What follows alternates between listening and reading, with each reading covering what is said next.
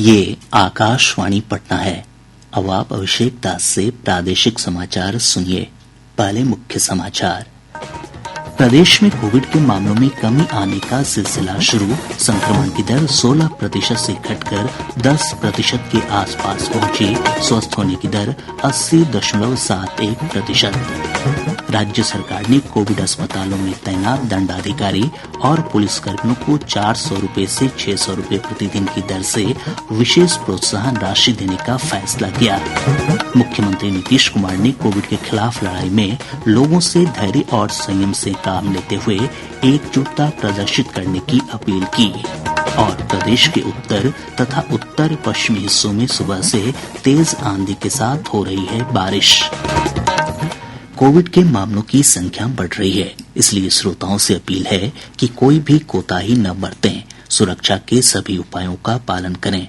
18 वर्ष से अधिक आयु के सभी लोग निसंकोच टीका लगवाएं। 3 आसान उपायों का पालन करें और सुरक्षित रहें।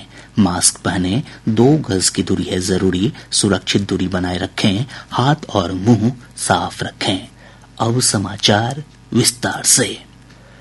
प्रदेश में पिछले 2 दिनों से कोविड के मामलों में कमी आ रही है। स्वास्थ्य विभाग से प्राप्त जानकारी के अनुसार कल 11,259 मामलों की पुष्टि हुई, जो 8 मई की तुलना में लगभग 1700 कम है। संक्रमण की दर भी घटकर 10.31% हो गई है। राज्य में पिछले दिनों संक्रमण की दर 16% तक चली गई थी। वहीं स्वस्थ होने की दर में लगातार सुधार हो रहा है। विभाग के अनुसार पिछले 24 घंटों में 13,364 लोगों को उपचार के बाद छुट्टी दी गई। स्वस्थ होने की दर बढ़कर 80.71% हो गई है। स्वस्थ होने की दर बढ़ने के साथ ही सक्रिय मामलों की संख्या में भी कमी आई है। वर्तमान में 1,10,804 लोगों का उपचार चल रहा है। वहीं एक दिन में 67 लोगों की मौत के साथ ही कोविड से मरने वालों का आंकड़ा बढ़कर 3,282 हो गया है। राजधानी पटना में कोविड के मामलों में कमी आई है। अप्रैल महीने में संक्रमण की दर 39.5% तक चली गई थी, जो अब घटकर 11% के आसपास आ गई है। मुख्यमंत्री नीतीश कुमार ने कोविड के खिलाफ लड़ाई में लोगों से धैर्य और संयम से काम लेते हुए एकजुटता प्रदर्शित करने की अपील की है। एक ट्वीट में श्री कुमार ने कहा कि सामूहिक प्रयासों से ही इस जंग को जीता जा सकता है। उन्होंने कहा कि कोरोना की पहली लहर के दौरान बिहार ने दृढ़ता और साहस के साथ यह लड़ाई लड़ी और इस बार भी कोरोना गाइडलाइन का पालन करते हुए हमें अपनों को बचाना है। मुख्यमंत्री ने कहा कि संकट के इस समय सरकार हर आवश्यक कदम उठा रही है। उन्होंने इस समय अनुशासन और हिम्मत के साथ काम करने वाले चिकित्सकों, नर्सों, सफाई कर्मियों और प्रशासन तथा पुलिस के लोगों के प्रति समस्त बिहारवासियों की तरफ से आभार जताया। राज्य सरकार ने कोविड प्रबंधन में लगे दंडाधिकारी, पर्यवेक्षक, पुलिस अधिकारी और जवानों को विशेष प्रोत्साहन राशि देने का फैसला किया है। गृह विभाग द्वारा जारी संकल्प के अनुसार इसे वेतन स्तर के आधार पर 2 श्रेणियों में बांटा गया है। जिन पदाधिकारी का वेतन स्तर 6 या उससे अधिक है, उन्हें प्रतिदिन 600 रूपये दिए जाएंगे। वहीं वेतन स्तर 5 के अधिकारियों और कर्मियों के लिए प्रोत्साहन राशि 400 रूपये प्रतिदिन होगी। स्वास्थ्य मंत्री मंगल पांडेय ने कहा है कि राज्य में कोरोना महामारी से निपटने के लिए केंद्र सरकार का पूरा सहयोग मिल रहा है। श्री पांडेय ने कहा कि केंद्र सरकार लगातार बिहार को आवश्यक सामग्री और जीवन रक्षक दवाओं के अलावा ऑक्सीजन की आपूर्ति कर रही है। उन्होंने बताया कि पिछले दिनों बिहार को केंद्र सरकार से 150 oxygen concentrator, 3,90,000 antigen kit, 90 D type oxygen cylinder, 212 BiPAP machine और 7,409 रेमडेसिविर इंजेक्शन प्राप्त हुआ। श्री पांडेय ने बताया कि राज्य को अब हर 2 दिन में वैक्सीन की नई खेप मिलेगी। मई महीने में 19 लाख डोज मिलने की संभावना है। स्वास्थ्य मंत्री ने बताया कि आज से 1,000 विशेषज्ञ और सामान्य चिकित्सा कर्मियों, नर्स, पारामेडिकल स्टाफ और लैब टेक्नीशियन की नियुक्ति की प्रक्रिया प्रत्येक जिले में शुरू हो जाएगी। 3 महीने के लिए होने वाली यह अस्थायी नियुक्ति वॉक इन इंटरव्यू के आधार पर की जाएगी। प्रदेश में 18 से 44 आयु वर्ग के लोगों का कोविड टीकाकरण शुरू हो गया है। स्वास्थ्य विभाग से प्राप्त जानकारी के अनुसार कल इस आयु वर्ग के 79,238 लोगों को टीके की पहली डोज दी गई। वहीं 45 वर्ष से ऊपर के 8,052 लोगों को टीके की पहली डोज, जबकि 11,377 लोगों को दूसरी डोज दी गई। कल कुल 1,67,000 लोगों का टीकाकरण किया गया। राज्य में अब तक 80,38,525 लोगों को कोविड से बचाव के टीके दिए जा चुके हैं। वहीं देश भर में 17 करोड़ से अधिक लोगों का टीकाकरण किया जा चुका है। नई दिल्ली एम्स के वरिष्ठ चिकित्सक अनुराग श्रीवास्तव ने लोगों से कोविड प्रोटोकॉल का पालन करने और टीका लगवाने की अपील की है। सफाई का पूर्ण ध्यान रखें, मास्क अवश्य लगाएं और जहां तक संभव हो घर के अंदर ही रहें और दूरी जरूर बना के रखें, क्योंकि अगर भीड़ भाड़ में आप गए तो आपको एक व्यक्ति से दूसरे व्यक्ति में संक्रमण होने की संभावना बहुत अधिक बढ़ जाती है। वैक्सीन अवश्य लगवाएं और कोरोना से बच के रहें, स्वस्थ रहें। नई दिल्ली स्थित राम मनोहर लोहिया अस्पताल के डॉक्टर A.K. वार्ष्णेय ने कहा है कि जिन लोगों को पहले कोविड हो चुका है उन्हें भी वैक्सीन लगवानी चाहिए। जो कोविड होता है वो नेचुरल इन्फेक्शन होता है। बात ठीक है कि वो भी एंटीबॉडी बनाते, लेकिन हम लोगों ने ये देखा है कि जो कोविड के बाद बहुत से लोगों में एंटीबॉडी बनी ही नहीं, बहुत से लोगों में बनी तो उनकी मात्रा बहुत कम बनी। तो ये कहना बड़ा मुश्किल है कि ये जो एंटीबॉडी है आपको कितने दिनों तक सुरक्षित है। तो जब हम वैक्सीन देते हैं तो वो जिन लोगों में अगर ऑलरेडी एंटीबॉडी है तो उनमें ये वैक्सीन पहली ही डोज हो सकता है वो आपको बूस्टर डोज का काम करे और ज्यादा अच्छी वैक्सीन बना ले। तो इसलिए इसमें बिल्कुल हमें रहने की जरूरत नहीं है। अगर आपको कोविड हो गया है और उसके 4 से लेकर 6 हफ्ते बीत चुके कोविड से होने के बाद, तब आप वैक्सीन के लिए उपयुक्त पात्र हैं। राज्य में निजी अस्पताल, कॉरपोरेट संस्थान और निजी औद्योगिक संस्थानों में भी 18 से 44 आयु वर्ग वाले व्यक्तियों को कोविड से बचाव के टीके लगाए जा सकेंगे। राज्य स्वास्थ्य समिति के कार्यपालक निदेशक मनोज कुमार ने बताया कि इस संबंध में इच्छुक संस्थानों को संबंधित सिविल सर्जन के पास प्रस्ताव भेजना होगा। उन्होंने बताया कि इन संस्थानों को टीकाकरण के लिए टीके की व्यवस्था स्वयं के स्तर से करनी होगी और राज्य सरकार इसका खर्च वहन नहीं करेगी। प्रादेशिक समाचार आप आकाशवाणी पटना से सुन रहे हैं। केंद्र सरकार ने उन खबरों का खंडन किया है जिसमें कहा जा रहा है कि अब 12 साल से ऊपर के बच्चों को कोरोना से बचाव के टीके कोवैक्सीन लगाए जाएंगे।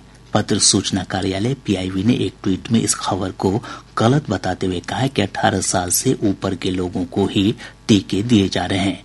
वहीं PIB ने उस संदेश को भी खारिज किया है जिसमें दावा किया गया है कि चाय पीने से कोरोना वायरस के संक्रमण को रोका जा सकता है और इससे संक्रमित व्यक्ति जल्द स्वस्थ भी हो जाते हैं। PIB ने कहा है कि यह दावा पूरी तरह अप्रमाणिक है। राज्य सरकार ने निजी अस्पतालों और जांच केंद्रों पर CT स्कैन की जांच दर तय कर दी है। अब सिंगल स्लाइस CT स्कैन के लिए अधिकतम 2,500 रूपये, जबकि मल्टी स्लाइस CT स्कैन के लिए अधिकतम 3,000 रूपये ही लिए जा सकेंगे। एंटी वायरल दवा रेमडेसिविर की कालाबाजारी के आरोप में कंकरबाग स्थित एक निजी अस्पताल के निदेशक मनीष आनंद और न्यूज पोर्टल से जुड़े शशि यादव को पुलिस ने नामजद आरोपी बनाया है। इन दोनों की गिरफ्तारी के लिए EOU की टीम छापेमारी कर रही है। इधर रेमडेसिविर की कालाबाजारी के आरोप में कंकरबाग से पकड़े गए 3 आरोपियों को जेल भेज दिया गया है। मुजफ्फरपुर जिले के सकरा थाना क्षेत्र के सुस्ता मार्कन गांव में पुलिस ने छापेमारी कर 5,000 से अधिक सरकारी एंटीजन किट समेत भारी मात्रा में PPE किट, ग्लव्स और सैनिटाइजर बरामद किया है। मामले में 5 स्वास्थ्य कर्मियों की गिरफ्तारी हुई है। इनमें से 4 कर्मी सदर अस्पताल के जबकि 1 सकरा अस्पताल का है। मुजफ्फरपुर के झपहा स्थित केंद्रीय रिजर्व पुलिस बल में तैनात रेंज DIG सुरेंद्र प्रसाद को एक महिला चिकित्सक से अभद्रता करने के आरोप में पद से हटा दिया गया है। मामले की जांच जारी है। कटिहार रेलवे स्टेशन पर पुलिस ने लोकमान्य तिलक एक्सप्रेस से 225 ऑक्सीजन सिलेंडर बरामद किया है। इस बात की जांच चल रही है कि ये सिलेंडर किस उद्देश्य से लाए गए हैं। आकाशवाणी दरभंगा के कार्यक्रम अधिशासी सुधांशु कुमार का कोविड से निधन हो गया। पिछले दिनों संक्रमित पाए जाने के बाद उनका पटना में इलाज चल रहा था। आकाशवाणी परिवार की ओर से उन्हें भावभीनी श्रद्धांजलि। ग्रामीण विकास मंत्री श्रवण कुमार ने कहा है कि प्रदेश में मनरेगा के तहत वर्तमान में 11 लाख श्रमिक प्रतिदिन काम कर रहे हैं। उन्होंने बताया कि 3,06,000 से अधिक योजनाओं के तहत काम उपलब्ध करवाया जा रहा है। श्री कुमार ने बताया कि मनरेगा के तहत काम उपलब्ध कराने के लिए माइकिंग के माध्यम से प्रचार प्रसार की व्यवस्था की गई है। उन्होंने बताया कि कोरोना के समय दूसरे राज्यों से लौटे लोगों को सरकार रोजगार उपलब्ध कराने के लिए हर आवश्यक कदम उठा रही है। भाजपा के पूर्व विधान पार्षद शिवेंद्र प्रसाद सिंह का कल पटना में हृदय गति रुकने से निधन हो गया। उनके निधन पर राज्यपाल फागू चौहान, मुख्यमंत्री नीतीश कुमार और नेता प्रतिपक्ष तेजस्वी प्रसाद यादव समेत विभिन्न राजनीतिक दलों के नेताओं ने गहरी संवेदना जताई है। प्रदेश के उत्तरी और उत्तर पश्चिमी हिस्सों में आज सुबह से तेज हवा के साथ बारिश हो रही है। मौसम विज्ञान केंद्र पटना से प्राप्त जानकारी के अनुसार एक चक्रवातीय परिसंचरण रेखा शिवहर, पूर्वी चंपारण, सीतामढ़ी, गोपालगंज, सीवान और सारण के ऊपर बनी हुई है, जिस कारण तेज आंधी के साथ बारिश की स्थितियां बनी हुई हैं। मुजफ्फरपुर, वैशाली, दरभंगा, सीतामढ़ी, मधुबनी और समस्तीपुर से हमारे संवाददाताओं ने बताया है कि कई स्थानों पर तेज आंधी के साथ भारी बारिश हुई है। पटना में भी आज सुबह तेज हवा के साथ हल्की बूंदाबांदी हुई। लखीसराय जिले के नगर थाना क्षेत्र अंतर्गत नंदियामा बिहटा गांव के पास एक ट्रैक्टर और मोटरसाइकिल के बीच हुई टक्कर में पिता पुत्री समेत 3 लोगों की मौत हो गई। सारण जिले के बनियापुर थाना क्षेत्र अंतर्गत मछवलिया पुल के पास अपराधियों ने 2 लोगों की हत्या कर दी। पुलिस मामले की छानबीन कर रही है। मधेपुरा जिले के चौसा थाना क्षेत्र में पुलिस ने छापेमारी कर एक मिनीगन फैक्ट्री का उद्भेदन कर संचालक को गिरफ्तार कर लिया है। अब पटना से प्रकाशित प्रमुख समाचार पत्रों की सुर्खियां। आज के सभी समाचार पत्रों ने कोविड के मामलों में आ रही गिरावट को प्रमुखता से प्रकाशित किया है। प्रभात खबर ने लिखा है, बिहार में 10 दिनों के अंदर 6% घटी कोरोना संक्रमण की रफ्तार। दैनिक भास्कर ने इसी खबर को अपनी पहली सुर्खी बनाते हुए लिखा है, लगातार चौथे दिन केस घटे, तीसरे दिन भी जितने मरीज मिले उससे ज्यादा ठीक हुए। हिन्दुस्तान ने मुख्यमंत्री नीतीश कुमार के बयान को प्रमुखता देते हुए लिखा है, महामारी में हिम्मत से काम कर रहे कोरोना योद्धा और सामाजिक संगठन। दैनिक जागरण की सुर्खी है, डीआरडीओ द्वारा विकसित कोरोना रोधी दवा 2DG जल्द आएगी बाजार में। दैनिक आज ने लिखा है, पीएम ने बिहार समेत 4 राज्यों के सीएम से ली महामारी की जानकारी। राष्ट्रीय सहारा की सुर्खी है, हेमंत बिस्वा शर्मा होंगे असम के अगले सीएम। और अब अंत में मुख्य समाचार एक बार फिर।